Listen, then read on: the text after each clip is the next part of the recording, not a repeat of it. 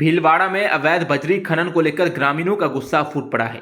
ग्रामीणों का आरोप है कि एलएनटी और जेसीबी जैसी भारी मशीनों से खनन पर प्रतिबंध के बावजूद लीज धारक नियमों की अवहेलना कर रहा है। आज बड़ी संख्या में किसान जिला कलेक्टर पहुंचे और खनन के खिलाफ जोरदार प्रदर्शन किया। ग्रामीणों का कहना है कि ब्लॉक नंबर 7 में नियमों के विपरीत खनन किया जा रहा है।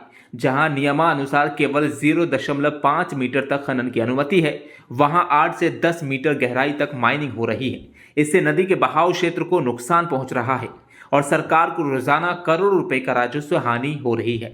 साथ ही लीज धारक ने चारागाह भूमि खोदकर कई रास्ते बना दिए हैं, जिससे 20 हेक्टेयर घास नष्ट हो चुकी है और मवेशी भूख से मरने की कगार पर है। आसपास की 7 ग्राम पंचायतों के ये किसान मेरे पास भीलवाड़ा पहुंचे और इन्होंने बताया कि किस तरह से खनन माफिया के प्रभाव में बनास नदी के अंदर बहते हुए पानी के अंदर जेसीबी उतार के और कुछ भ्रष्ट पुलिसकर्मियों को हथियार बनाकर इन गांव वालों को डराया धमकाया जा रहा है।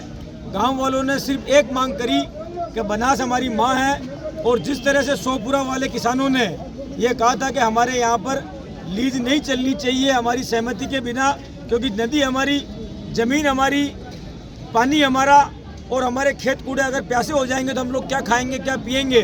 और इन्होंने पिछले 7 दिन से ये लोग भटके फिर रहे हैं। ना तो जिला प्रशासन के लोगों ने इनकी बात को सुनी।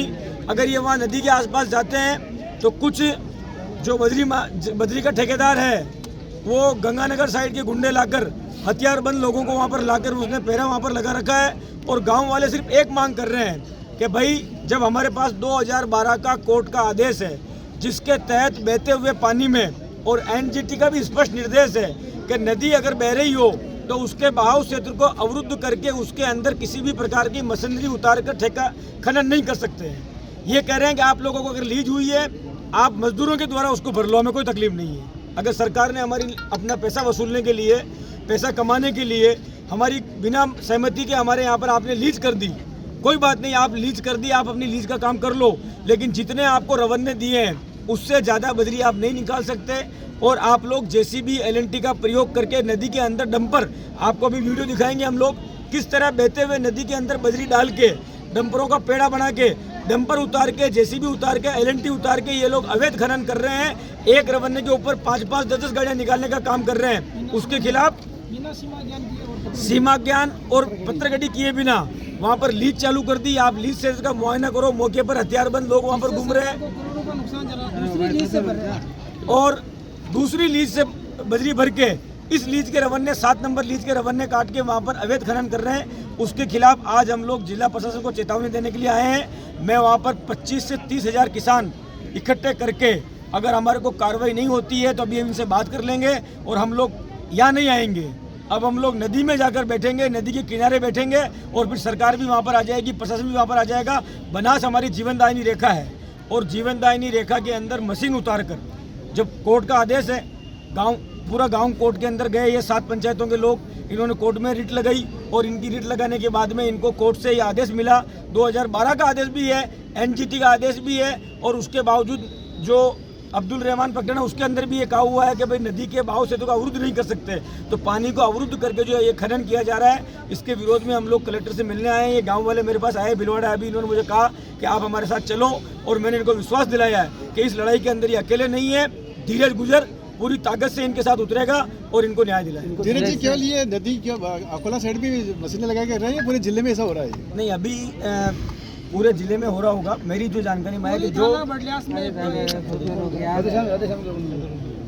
गांव वाले बहुत परेशान है। राधेश्याम वही व्यक्ति है जाट, यही उस समय पर बजरी माफियाओं के खिलाफ ये वहाँ कोर्ट के अंदर गया था और पक्षकार बनाते हुए बता रहा हूँ आपको कि पूरे जिले में अभी 4-5 लीजें चल रही है, सभी लीजों के अंदर। आप एक लीज का विरोध? नहीं, ये इस लीज से प्रभावित लोग यहाँ पर पहुँचे हैं। आज पूरे भीलवाड़ा जिले में हम तो ये कहते हैं कि नदी के अंदर जेसीबी उतारना गलत है। आपके अगर ठेका हुआ है तो आप मजदूरों से भरवा लो।